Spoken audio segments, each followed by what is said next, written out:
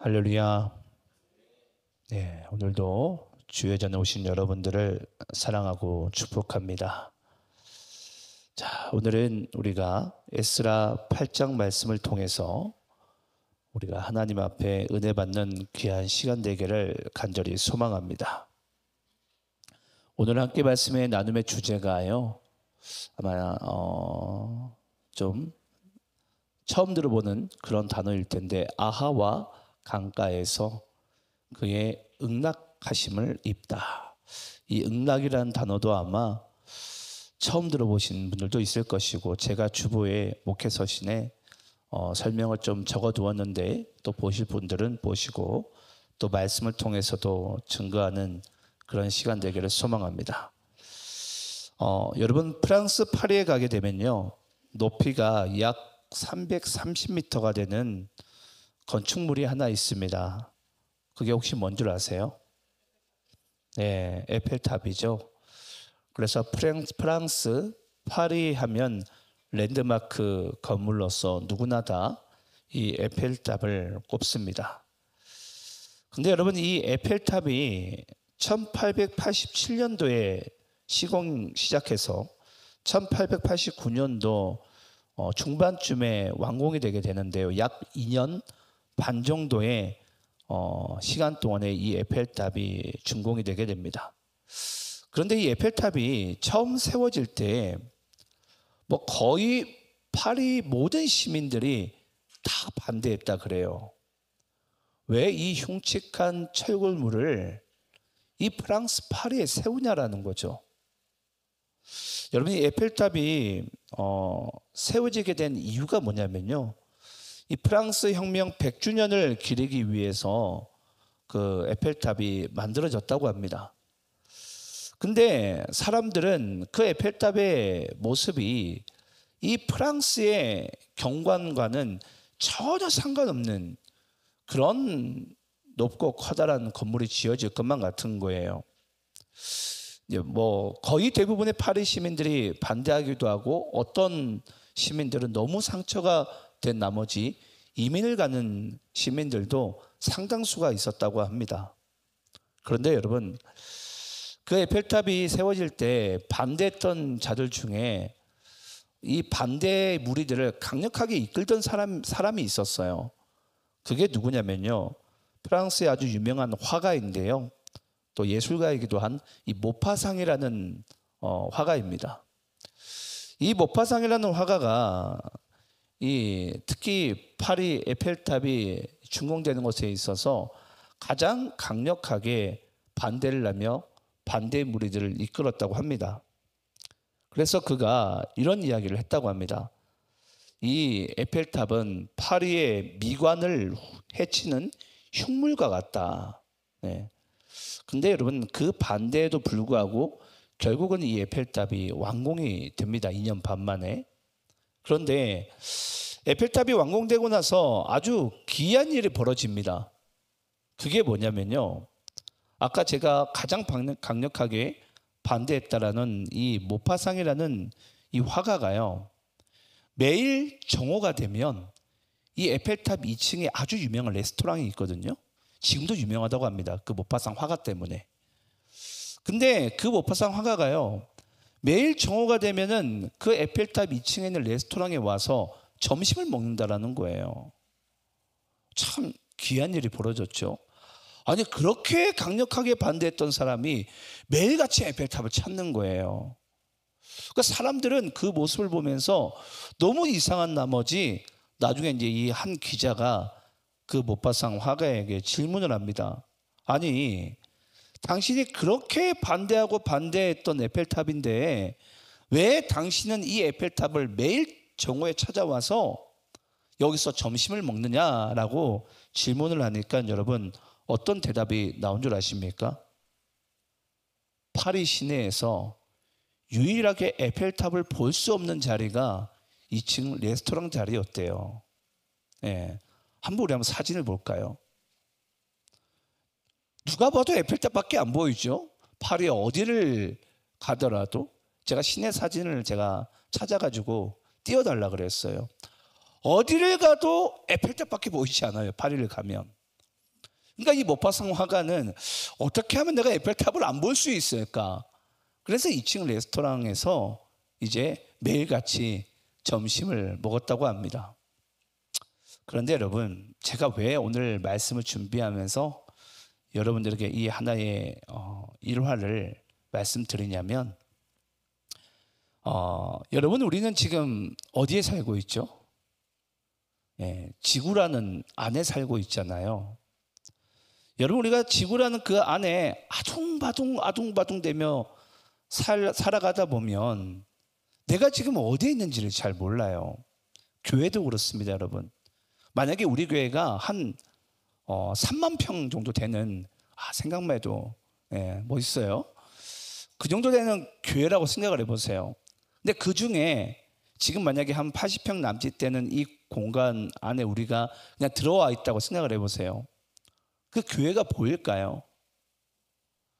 또는 우리가 지구 안에 살다 보면은 서로 너무 바삐 아둥바둥 되며 살다 보니까 지구가 얼마나 아름다운지를 우리가 보지를 못하는 거예요.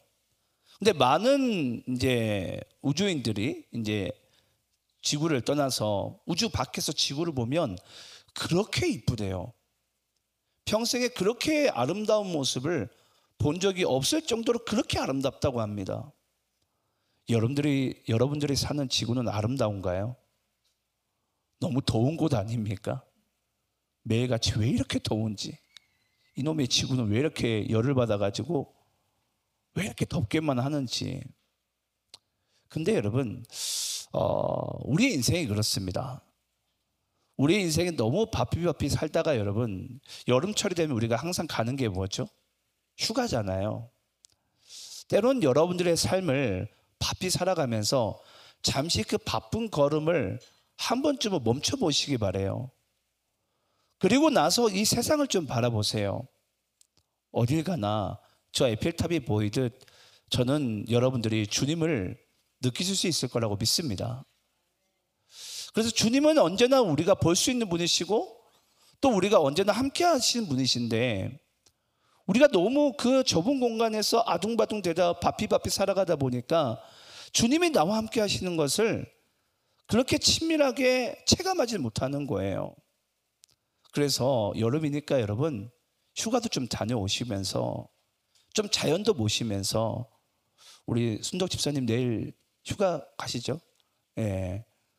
전 좋아서 말씀드리는 거예요. 휴가도 가시면서 좀 그 자연 속에서 그 여유 가운데 하나님이 좀 보여지고 그 하나님의 손길과 또 그 하나님의 인도하심을 또 여러분들이 느끼면서 살아갈 수 있는 정말 그런 삶도 한번 살아보시기를 간절히 축원합니다. 제가 알기로는 이틀이 지나면 우리 청소년부와 청년부에서 오사카로 비전 트립을 가게 돼요. 뭐 여행으로 봐도 상관없습니다. 하지만 저는 반드시 하나님께서 우리 청소년부와 청년부에게 보여주길 원하시고 느끼게 하길 원하시는 그 살아계신 하나님을 반드시 보고 체험하게 하실 줄을 믿습니다. 분명히 어려운 일도 있을 것이고 눈물과 또 땀을 흘리는 짜증나는 일도 있겠죠. 하지만 그 속에서 먼 발치에서 하나님을 바라보면 그 하나님의 정말 움직이심과 만지심이 우리 청소년부와 또 청년부들에게도 함께 하실 줄 믿습니다.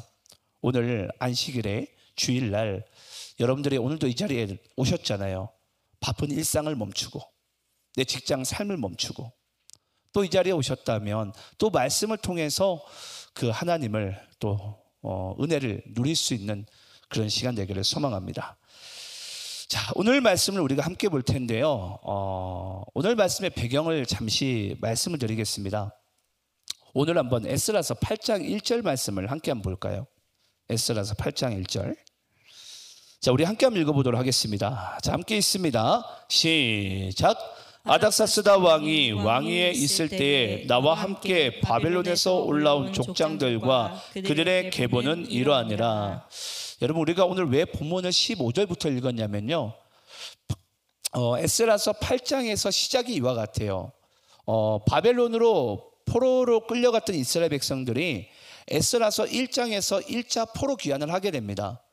그때 42,360명이 1차 포로 귀환을 하게 되는데, 그리고 나서 그 1차로 이제 예루살렘으로 갔던 그 이스라엘 사람들이 성전을 다 완공하게 돼요. 근데 그들의 신앙이 또 곤두박질을 치게 됩니다. 그래서 하나님께서 에스라서 7장에서 에스라를 이렇게 탁 등 떠밀면서 네가 다시 2차 포로 귀한 사람들을 이끌고서 다시 예루살렘으로 가라는 감동을 하나님께서 에스라에게 주시는 거예요. 그래서 이 에스라가요, 그 이스라엘 2차 포로로 이제 해방된 사람들, 그 자유인들을 끌고서 예루살렘으로 출발하려고 하는데, 그 사람들의 이름, 그들의 계보가 2절부터 14절까지 빼곡하게 기록되어져 있어요. 제가 대략 세보니까 1512명 이렇게 숫자가 2차 포로 귀환을 하게 됩니다. 그럼 여러분 생각을 해보세요. 당시에는 교통수단이 그렇게 발달되지 않았기 때문에 바벨론에서 예루살렘으로 걸어가려면 꽤나 긴 시간입니다. 꽤나 긴 시간 동안 걸어가야 되는데, 날이 얼마나 덥습니까? 광야가 또 얼마나 메말라져 있습니까? 햇빛을 피할 곳도 그렇게 많지 않은 장소예요. 그러면 빨리 걸어서 빨리 예루살렘에 도착하는 게 어쩌면 그들에게는 조금 더 나을지도 모릅니다. 그런데 이상하게 오늘 본문 15절 말씀 읽어볼까요? 자, 본문 15절 우리 함께 한번 읽어보도록 하겠습니다. 자, 함께 있습니다. 시작. 내가 무리를 아하바로 흐르는 강가에 모으고 거기서 3일 동안 장막에 머물며 백성과 제사장들을 살핀즉 그 중에 레위 자손이 한 사람도 없는지라. 자, 여러분, 에스라가요 2차 포로로 풀려난 사람들을 예루살렘으로 이끌고 가게 되는데, 바벨론에서 예루살렘으로 가려면 꽤 먼 길입니다. 걸어서. 그러면 빨리 가면 되는데, 이 에스라가요 가다가 그 바쁜 일상에서 우리가 주의를 멈추듯, 우리가 1년의 삶 가운데 여름 휴가를 즐기듯 갑자기 멈추는 거예요. 어느 장소에서? 아하와라는 강가에서. 어쩌면 여러분 피서를 즐기기에도 아주 알맞춤한 그런 장소 아니겠습니까? 그런 곳에 이제 멈추게 돼요. 자, 그러면 멈추게 되는데, 여러분 우리가 그래요. 제가 오늘 이번 주에 말씀을 준비하면서 하나님 앞에 주중에 새벽마다 기도할 때마다 하나님께 그런 기도를 했었어요. 하나님, 이번 주일에는 좀 여름 휴가나 여행에 맞는 그런 본문을 좀 저에게 주셨으면 좋겠습니다라는 그런 기도를 제가 새벽에 했었어요. 근데 에스라 8장 말씀을 보는데 너무 마음에 드는 거예요. 하나님께서 너 이 말씀 전하라고 그냥 저한테 밥 숟가락을 떠주는 듯한 그런 느낌을 받았습니다.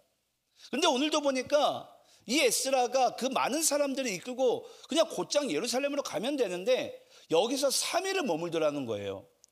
여러분, 그들이 피서를 즐겼을까요? 그냥 단지 여행을 가는 길에 그냥 잠시 쉬고 싶어서 3일 동안 그냥 쉬었을까요? 강가가 좋으니까.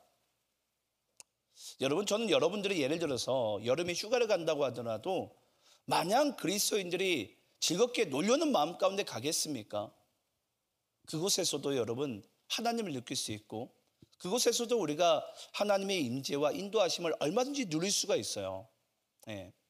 그러면 여러분 여기 어찌됐건 이 지금 에스라는 이스라엘 백성들과 아하와 강가에서 머물게 되는데, 우리 한번 16절 17절 말씀 15절에 보게 되면 왜 머물는지 그 이유에 대한 부분이 15절 하반부에 등장합니다. 머물며 백성과 제사장들을 살핀즉 그 중에 레위 자손이 한 사람도 없는지라. 에스라가 이제서야 알게 됩니다. 아니, 2차 포로로 이제 풀려난 사람들을 우리가 예루살렘으로 돌아가자, 우리 고향집으로 돌아가자. 여러분 얼마나 기쁜 일이겠어요? 이제 자유인으로 풀리니까 포로에서 기쁜 일인데, 가자라고 얘기하니까 여러분 제가 시간이 없어 다 못 읽었지만 이제부터 14절까지 1,500명이 넘는 사람들이 지원을 했어요. 내가 고향 땅에 가겠습니다. 근데 쭉 끌고 가다 보니까 에스라가 처음엔 그걸 몰랐나 봐요. 근데 가다가 아와 강가에 딱 머물다 보니까 사람들 중에 레위인들이 없는 거예요. 레위 지파만 쏙 빠져 있는 거예요. 그제서야 이제 이 에스라가요, 뭔가 위기의식을 느끼게 됩니다. 아니, 우리가 도대체 레인들 없이 우리만 가게 되면 이게 우리가 뭘 해먹을 수 있겠냐. 그리고 난 다음에 우리 한번 16절부터 17절 말씀 읽어볼까요? 자, 제가 16절 읽고 여러분이 17절 읽겠습니다.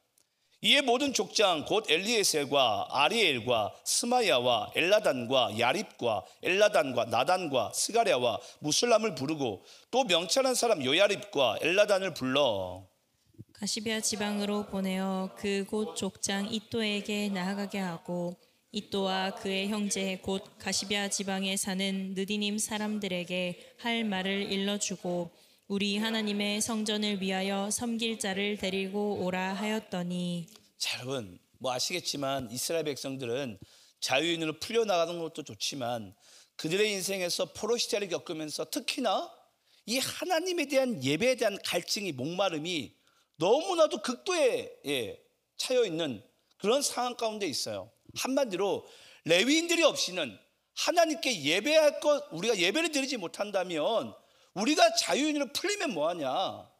레위인들을 반드시 같이 데려가자. 그런 마음 가운데 레위인들을요 수소문을 해가지고 다 그들을 데리고 오게끔 만들어버립니다. 그럼 여러분 생각을 해보세요. 이 2차 포로 귀환하는 행렬 가운데 레위인들은 지원하지 않았더라면 그들은 뭐하고 싶은 거예요? 아직 페르시아에 남고 싶은 거예요. 어찌됐건 포로일지라도 그때 당시에 가장 강대국은 페르시아 아닙니까? 그러니까 나는 여기서 머물고 싶다라는 거죠. 굳이 못하러 망한 나라, 황폐해진 나라 가운데 못하러 가고 싶겠어요. 이제 그런 상황에서 레위인들은 쉽게 이야기하자면 본인들이 원하는 발걸음이 아닙니다. 자, 그리고 18절부터 20절까지 또 교독하면서 읽겠습니다. 제가 18절 읽습니다. 우리 하나님의 선한 손에 도우심을 입고 그들이 이스라엘의 손자 레위의 아들 말리의 자손 중에서 한 명철한 사람을 데려오고 또 세레바와 그의 아들들과 형제 18명과 하사랴와 무라리 자손 중 여사야와 그의 형제와 그의 아들들 20명을 데려오고 20절 함께 있습니다. 시작. 다윗과 방백들이 레위 사람들을 섬기라고 준 느디님 사람 중 성전 일꾼은 220명이었는데 그들은 모두 지명받은 이들이었더라. 우리 한번 따라서 해봅시다. 그들은 모두 지명받은 이들이었더라. 여러분 이게 무슨 말인 줄 아시겠어요? 쉽게 이야기하자면 레위인들은요 본인들이 예루살렘으로 가기를 싫어해요. 여기가 좋사오니 나는 페르시아에 남고 싶어요. 근데 지금 에스라가 강력하게 레위인들이 없이는 하나님께 예배를 드리지 못하니까 하나님께 예배하지 못한 자유는 우리에게 진정한 자유가 아니라는 거예요. 그런 상황 가운데 레위인들을 데려가야 되겠는데 얘네들이 지원을 안 한 거예요. 그러니까 어거지로 강권에서 끌려오다 보니까 결국은 어거지로 그들이 가게 되는 거죠. 여러분 우리도 교회에서 사역을 하다 보면요 이런 일이 펼쳐지게 되잖아요. 너무나도 이 사역을 하기 싫은데 목사님이 아무개 집사님 이 사역 좀 감당해 보시죠. 얼마나 마음이 불편해요. 부담이 되고. 안 그래요? 많이 느껴보셨잖아요. 교회에서. 제가 그런 일이 벌어질 때면 저도 마음이 너무 힘들어요. 하나님의 일은 해야 되겠는데 지원자, 자원자를 손드세요라고 얘기하면 아무도 손을 안 드는 거예요. 그러니까 뭐 할 수밖에 없어요. 제가 지명을 할 수밖에 없는 거예요. 너 오라고. 당신 오라고. 집사님 오시라고. 그럼 이런 일이 벌어지다 보면 어떤 마음 가운데 한마디로 갈 수밖에 없습니까? 부득이한 마음 가운데 가는 거예요. 즐겨 순종하는 마음 가운데 가지 않는 거예요.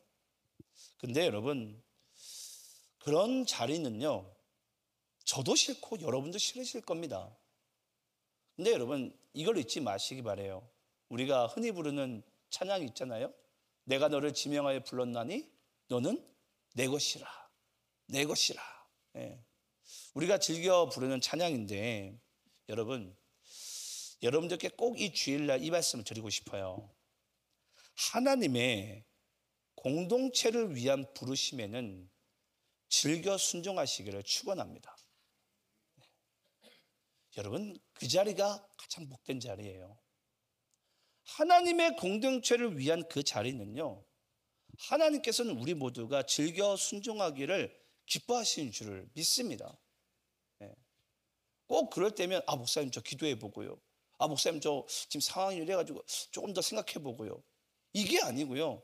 진짜 하나님의 공동체를 위한 일이라면 여러분 주의 종의 응답을 신뢰하시고요. 하나님을 신뢰하시면서 여러분들이 그 순종의 자리를 기뻐 받으시기를 축원합니다. 우리 한번 고린도후서 1장 20절 말씀 읽어볼까요? 고린도후서 1장 20절. 자, 함께 있습니다. 시작. 하나님의 약속은 얼마든지 그리스도 안에서 예가 되니 그런즉 그로 말미암아 우리가 아멘하여 하나님께 영광을 돌리게 되느니라. 자, 하나님의 약속은 얼마든지 그리스도 안에서 뭐가 되나니? 예스밖에 없다라는 거예요. 노가 없다라는 거예요. 무엇에 있어서는? 하나님의 약속에 있어서는. 여러분 이스라엘 백성들이 그 70년의 바벨론의 노역의 때가 찼고 그들이 다시 예루살렘으로 돌아갈 것은 이것은 하나님의 언약입니다. 맞습니까? 예. 하나님께서 이스라엘 백성들에게 이미 언약하신 거예요. 하나님의 언약의 약속에 있어서는 얼마든지 그리스도 예수 안에서 뭐밖에 없다고요? 예스밖에 없어요. 아멘밖에 없어요. 목사님 제가 조금 더 생각해 보고요. 제가 조금 더 기도해 보고요. 여러분 이게 아니고요. 하나님 안에서 우리가 대답할 수 있는 것은 예스밖에 없어요. 그래서 우리 모두가 아멘해서 하나님께 영광을 돌리자. 영광을 돌리자. 지금도 여러분 에스라는 그 길을 가고 싶어 갑니까? 갑자기 에스라도요 하나님께 등 떠밀렸어요. 저도 물론입니다. 저도 이 대전 둔산동 땅에 제가 개척 목회를 할 거라는 예상을 요만큼도 못 해봤어요. 사역을 하면서. 근데 하나님이 저를 등을 그냥 떠미시는 거예요. 교회 세우라고. 그러다 보면 저도 물론이겠지만 우리 모두가 내가 하나님의 몸된 교회를 또 공동체를 세워나가는 데 있어서는 내가 부득이하게 맡을 수도 있고 내 스타일과 내가 원함이 아닐 수도 있어요. 하지만 그 하나님의 약속하심이 맞다면, 그 응답하심이 맞다면 우리가 하나님께 대답할 수 있는 것은 예스밖에 없는 줄을 믿습니다. 그래서 우리가 아멘함으로 하나님께 영광을 돌려드릴 때 하나님은 우리를 통해서 일하시고 이루시는 분이 되신 줄을 믿는 우리가 되기를 간절히 축원합니다. 자, 그리고 우리가 한번 본문 21절 말씀 읽어볼 텐데요. 자, 21절 말씀. 자, 우리 함께 한번 읽어보겠습니다. 자, 시작. 그때에 내가 아하와 강가에서 금식을 선포하고 우리 하나님 안에서 스스로 겸비하여 우리와 우리 어린아이와 모든 소유를 위하여 평탄한 길을 그에게 간구하였으니. 자, 여러분 21절에 보니까요 에스라가 왜 아하와 강가에서 머물렀는지에 대한 이유가 등장합니다. 보니까 이 에스라는 먼 길을 가는 데 있어서 이 아하와라는 강가에서 3일 동안 머물고 싶었나 봐요. 그 감동을 하나님께 받은 것입니다. 쉽게 이야기하자면. 그럼 왜 머물기 원했나? 우리 하나님 앞에서 스스로 겸비하고 싶었어요. 자, 왜 스스로 겸비하고 싶었는가 하면요, 그 뒤에 보면 우리와 우리 어린아이와 모든 소유를 위하여 평탄한 길을 하나님께 간구하는 시간을 가지자. 뭐 하는 동안? 3일 동안. 이제 먼 길을 가야 돼요. 근데 여러분 잘 보세요. 지금 바벨론으로부터 예루살렘으로 돌아가게 되는데 제가 시간이 없어 생략했지만 22절부터 쭉 하반부를 쭉 읽게 되면요, 이 바벨론 아닥사스다 왕이 이스라엘 그 2차 포로기한 에스라와 그 사람들에게 그들이 처음 예루살렘을 공격했을 때 훔쳐왔던 온갖 그 성전의 폐물들을 다시 그대로 다 돌려줍니다. 그러니까 엄청난 폐물을 한마디로 금은 보화를 지금 이들이 싣고서 바벨론에서 예루살렘으로 가야 돼요. 그럼 여러분, 만약에 아닥사스다 왕이 그것을 그들에게 다 내어주면서 너희 그 예루살렘 성전으로 돌아가라라고 이야기를 했을 때 이 소문이 온 주변 나라와 사람들에게 소문이 날까요? 나죠, 여러분. 그러면 그때가 어느 때입니까? 도적 때에게는 성수기 아닙니까? 예. 이와 같은 성수기 어디 있어요? 어떻게든지 침공해가지고 그 보물을 뜯어내야 될 거 아닙니까? 그래서 여러분 에스라가요 이 자리에서 멈춥니다. 안 되겠다. 우리가 이대로 그냥 행했다가는 분명히 악한 그 대적들이 우리를 공격할 수밖에 없고 우리와 우리 어린아이와 다음 세대죠. 다음 세대와 모든 소유를 우리가 빼앗길 수밖에 없고 공격당할 수밖에 없다라는 것을 에스라가 쉽게 이야기하자면 영적으로 감지를 하게 된 거예요. 그래서 그 자리에서 에스라가 3일 동안을 레인들을 불러 모아가지고 하나님 앞에 예배를 드리기 시작합니다. 기도하기를 시작합니다. 제가 어제 저녁에 우리 교회 부장님들과 전도사님과 간사님들과 함께 기도하는 시간을 가졌어요. 제가 그랬어요. 8월 한 달 동안은 토요일 저녁마다 기도회를 가지자고. 가장 근본적인 이유 중에 하나가 바로 교육부 때문이었어요. 이 여름 행사가 이제 이번 주부터 시작해서 계속 이루어집니다. 저도 물론 경험해 봤지만 지난 3년 전인가 2년 전인가요? 호주에 갔을 때도 우리가 여행을 하다 보면 그런 일이 벌어지게 되잖아요. 예기치 않게 물건도 잃어버리고 또 비행기도 놓치게 되고 또 갑자기 배가 아파가지고 화장실에서 거사를 15분 정도 싸다 보면 또 비행기를 놓쳐요. 저희가 그랬거든요. 호주 멜버른에서. 왜 갑자기 그때 또 배가 아팠는지, 그렇죠? 그러니까 이상한 일들이 많이 벌어져요. 근데 저는 그렇습니다. 그런 일이 벌어졌으니까 우리가 하나님의 살아계심과 인도하심과 도우심을 지금 우리가 간증할 수 있고 증거할 수 있잖아요. 그래서 제가 우리 부장님들과 전도사님 또 간사님에게 이야기를 했어요. 우리가 여름 한 달 동안 여름 행사를 위해서 우리가 같이 기도하자고. 왜냐? 우리가 하나님의 그 도우심이 없이는 우리는 아무리 우리가 열심히 살아간다고 여러분 잘 살 수 있습니까? 여러분 아무리 똑똑하고 아무리 많이 가지고 아무리 열심히 사는 자도 하나님의 은혜를 입은 자를 이기지 못합니다. 우리의 인생에서 여러분 가장 중요한 것은요 하나님의 은혜를 입어야 돼요. 지난 수요일이었나? 서부중앙교회에서 이제 부목사님에게 전화가 왔어요. 목사님, 도시안의 교회 기도 제목을 좀 주시죠. 자기 교회 게시판에 저희 교회 행사 사진하고 기도 제목을 하면 자기네를 여성교회에서 기도해 주겠다라는 거예요. 그러니까 제가 기도의 1순위로 제가 5개의 기도 제목을 보내줬는데 그 기도 제목 첫 번째 기도 제목을 그거 적었어요. 하나님, 우리 도시안의 교회 모두가 하나님의 은혜를 입게 하여 주시옵소서. 여러분 열심히 아둥바둥 된다고 우리가 살아봤지만 그게 막 우리가 원하는 대로 막 성공만 이루고 좋은 일만 펼쳐진 게 아니었잖아요. 그래서 우리는 하나님께 간구를 해야 돼요. 하나님, 우리가 잘 열심히 나아가되 하나님의 은혜를 입게 하여 주시옵소서.